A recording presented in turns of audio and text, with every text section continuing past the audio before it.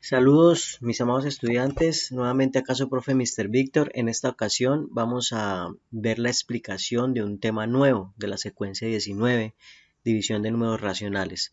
Realmente no es totalmente nuevo. Seguramente ustedes ya han operado números racionales en forma de fracción o en forma de decimal en años anteriores, pero este tema se debe reforzar nuevamente para lo que viene después, que es la solución de ecuaciones multiplicativas, en la que obviamente estaremos utilizando multiplicaciones y divisiones. Entonces, esta clase va a ser realmente un recordatorio para la gran mayoría, un refuerzo para otros. A lo mejor alguien no había aprendido muy bien este tema, pues vamos a tomarlo con la mayor concentración y seriedad posible para que quede superado y lo podamos seguir aplicando en lo que viene. Entonces, la recomendación de siempre, por favor, escribir la fecha que correspondería a la del martes, o sea, 17 de agosto, martes 17 de agosto. Y van a colocar como título secuencia 19, división de números racionales. Entonces acá también tenemos varios escenarios. El primero de ellos es cuando estoy dividiendo números racionales expresados en forma de fracción. Entonces el proceso es muy sencillo. Se transforma la división en multiplicación. ¿Cómo? Cambiando el divisor por su inverso multiplicativo.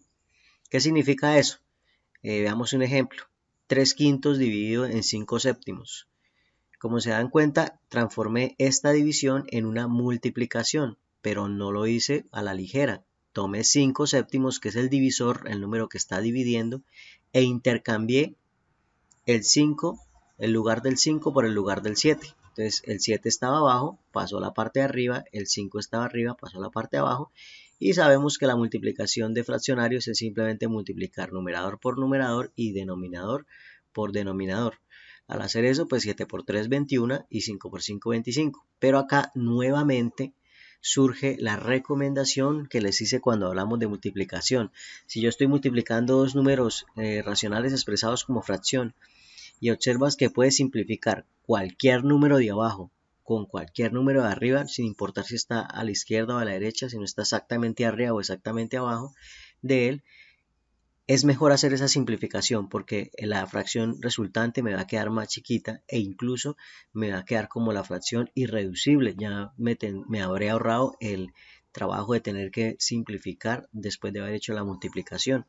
En este caso, el 5 no se puede simplificar con el 7 ni con el 3. Aquí está repetido el 5, pues solamente tengo que mirar el 5. Entonces no tengo otra opción que multiplicar y por eso me da 21/25. Es una fracción propia, numerador menor que el denominador. Veamos otro ejemplo. Entonces, 8 tercios dividido en 5. Bueno, entonces se acuerdan que todo número entero se puede expresar como fracción. Entonces yo puedo colocar aquí debajo del 5 un 1 imaginario entre comillas, aunque ya ese proceso mental ustedes lo pueden hacer sin necesidad de tenerlo que escribir, pero solamente lo escribimos para que no se nos olvide que un número entero se puede expresar como fracción. Entonces nuevamente, si cambio esta división por una multiplicación, invierto el numerador con el denominador del divisor, o sea, del número que está dividiendo. Entonces, el 1 que está abajo pasa a estar arriba, el 5 que está arriba pasa a estar abajo y hago la multiplicación común y corriente, 8 por 1 y 5 por 3, 15. De nuevo, si se puede simplificar antes de multiplicar, lo hacemos. En este caso tampoco, el 5 no se puede simplificar con el 8, ni el 3 se puede simplificar con el 1, entonces nada que hacer. Queda 8 quinceavos, otra fracción propia, numerador menor que denominador.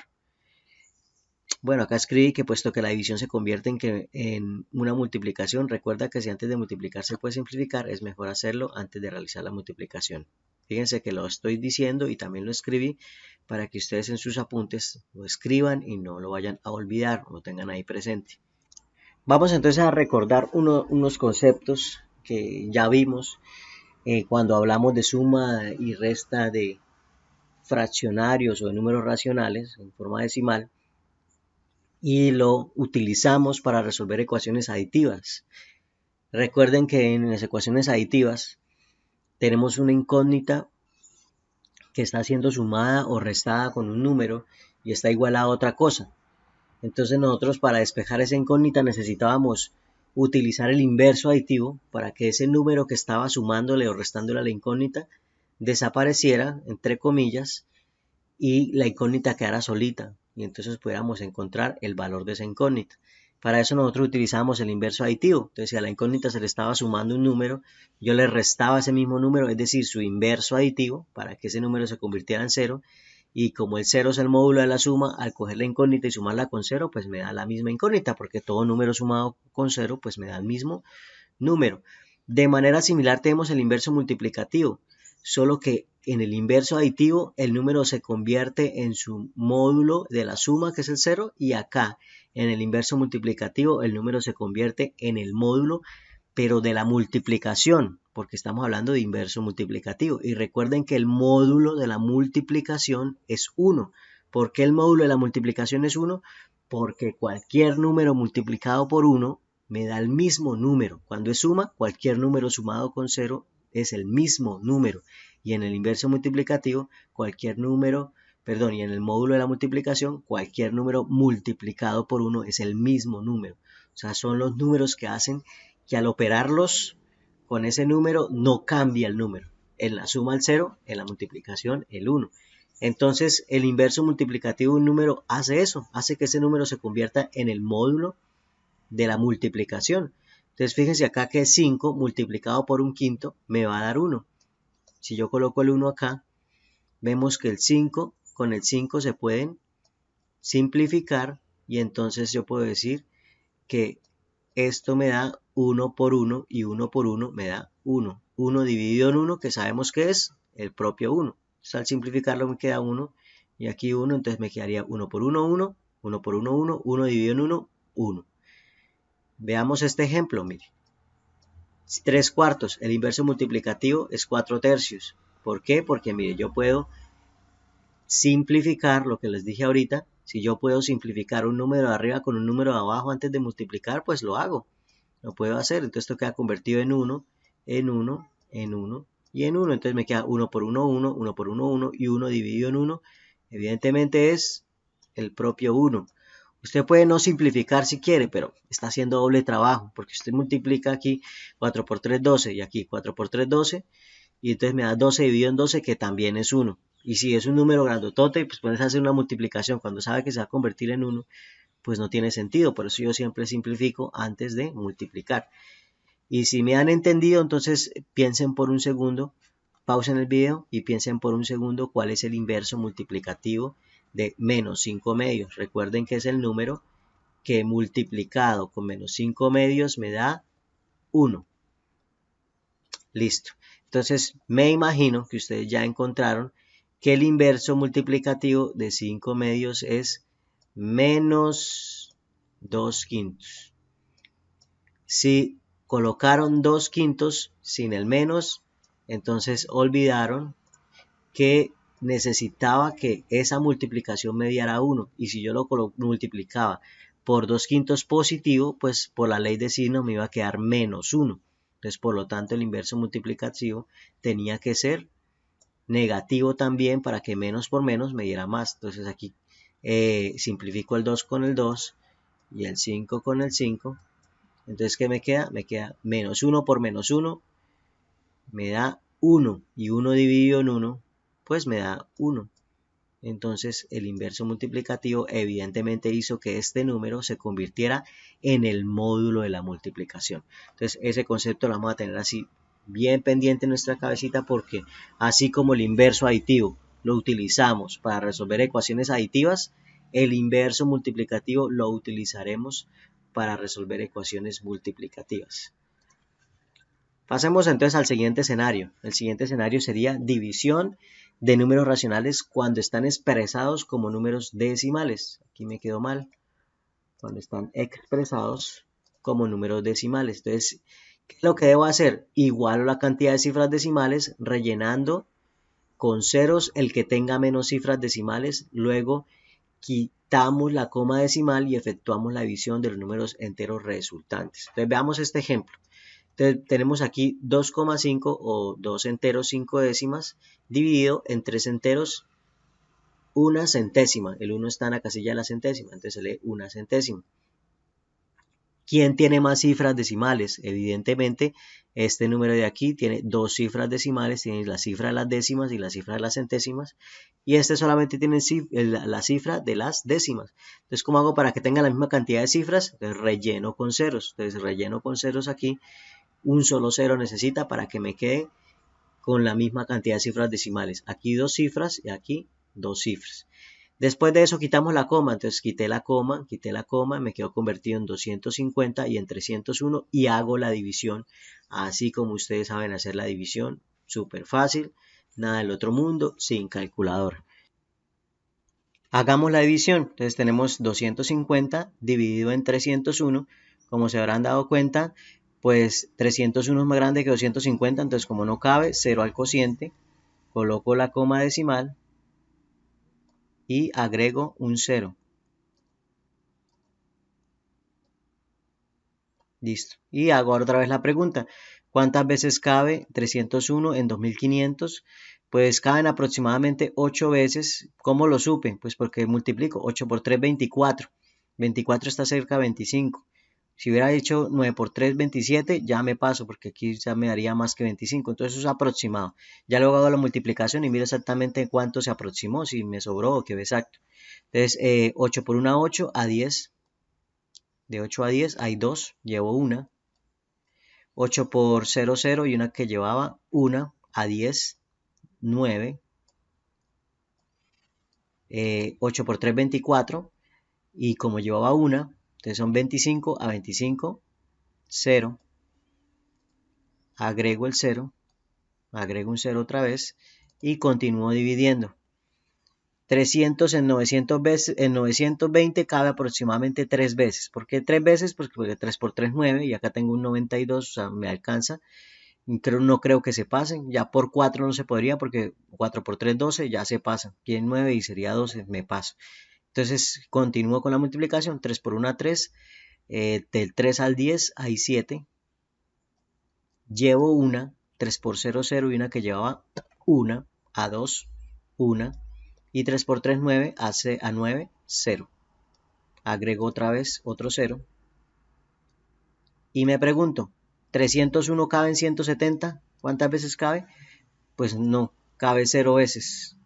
Entonces como cabe 0 veces, pues coloco aquí el 0 y nuevamente agrego otro 0. Entonces quedó convertido en 1700. Y me pregunto, 301, ¿cuántas veces cabe en 17? En 1700, cabe 5 veces. ¿Por qué sé que 5 veces? Pues 5 por 3, 15, no me paso del 17. Si hubiera usado el 6, 6 por 3, 18, me paso, entonces no me sirve. Pues hago la multiplicación a ver cuánto queda. 5 por 1, 5, a 10, 5. Llevo una. 5 por 0, 0, más una que llevaba, 1.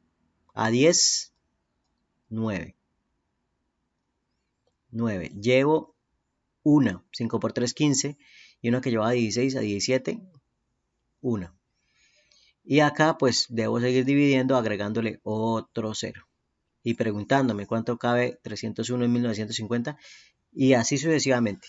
Si meten esta división en la calculadora van a ver que sale un número por lo menos con unas 10 cifras decimales o más. No son infinitas, llegará un punto en el que para, pero son bastantes cifras decimales. Y la verdad, ya cuando hacemos este tipo de cálculos a mano, lo más seguro es que con 3 o 4 cifras decimales sea más que suficiente para tener una respuesta bastante aproximada a lo que me estén preguntando. En este caso no me están preguntando nada específico y un problema como tal. Entonces, pues yo paré en la cuarta cifra decimal solo como por poner un ejemplo de cómo hacer la división, aunque ustedes ya saben perfectamente cómo hacer divisiones. Esto es más como un repaso de cómo hacer divisiones. Ahora miremos ahora es tu turno, para ya terminar lo que es la explicación. Dice, si divides la unidad en dos partes y cada una de estas en tres partes iguales, ¿cuál es la fracción que representa una de esas partes? Realiza la representación gráfica de la situación y justifica tu respuesta realizando la operación correspondiente. Entonces, yo ya aquí tengo adelantado un gráfico. Ustedes, como tienen cuadrícula, lo pueden imitar de igual forma. Yo utilicé pues todos estos cuadritos para que me quedara más grande, pero si usted puede utilizar menos cuadritos, pero que quede dividido pues en partes iguales, pues lo puede hacer. Se dispone del espacio de su cuaderno. Entonces yo he tomado un rectángulo para que represente la unidad, este que ven aquí, el más grande, y lo he partido en dos. ¿Por qué? Porque el enunciado me dice que si divido la unidad en dos partes iguales, listo, mira, ahí la divido en dos partes iguales, este rectángulo grande, lo partí en dos, y luego, entonces luego, siguiente paso, por eso puse aquí una flecha, y cada una de estas en tres partes iguales, es decir, esta primera mitad en tres partes iguales, con estas dos divisiones me quedarían tres, una, dos y tres, y lo mismo con la otra, una, dos y tres. ¿Cuál es la fracción que representa una sola de esas partes? Una solita. Entonces la voy a colorear una sola. Por ejemplo esta sola partecita, porque esas me están diciendo que una sola. Listo, si yo tengo coloreada una de 6 partes posibles, ¿qué fracción es esa? Un sexto. Una sola parte de 6 posibles, un sexto. Entonces, ¿qué operación matemática hace que un medio se convierta en un sexto? Pero obviamente, como estamos en la secuencia 19, tiene que ser una división. O sea, ¿por cuál número debo dividir un medio para que me dé 6? Pues para que me dé un sexto. Pues el mismo enunciado me lo dice, mire, si tengo una unidad partida en dos partes iguales y cada una de esas partes en tres partes iguales, o sea, si yo quiero partir en partes iguales, ¿qué debo hacer?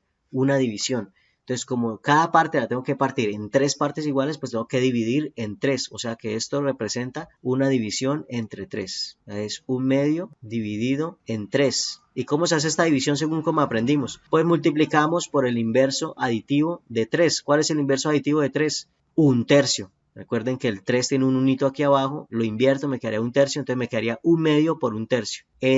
Hay una forma abreviada de hacer esta división, que yo no la explico de una vez porque quiero que sepan de dónde es que sale, y seguramente ustedes ya la sabían, pero la vamos a recordar. Y es que si yo puedo multiplicar en X, entonces si yo multiplico en X, es como si me estuviera ahorrando el paso de voltear el divisor, del 1 ponerlo arriba y el 3 ponerlo abajo y luego multiplicar de frente. Pero yo nunca lo enseño de entrada porque yo necesito que ustedes entiendan qué es el concepto de inverso aditivo. Entonces, si hacemos esa multiplicación me queda 1 por 1, 1, y ese 1 lo pongo en la parte de arriba, y 2 por 3, 6, y ese 6 lo pongo en la parte de abajo.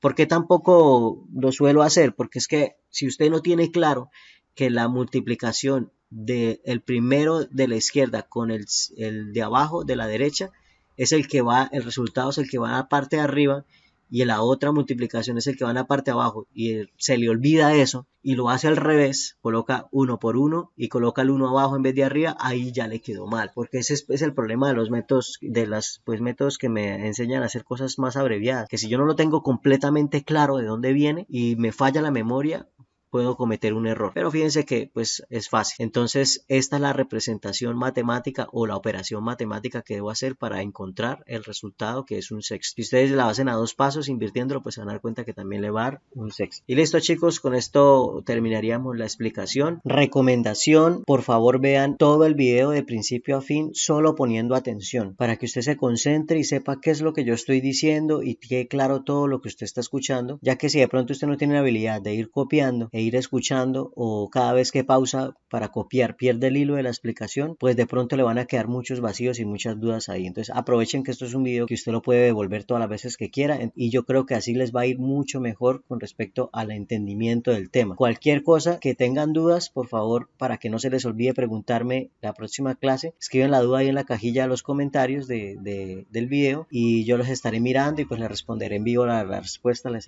daré la respuesta en vivo la próxima clase. Recuerden que les dejo un link en el campus virtual para que ahí suban los apuntes de clase. Entonces me despido, les mando un abrazo y que Dios los bendiga.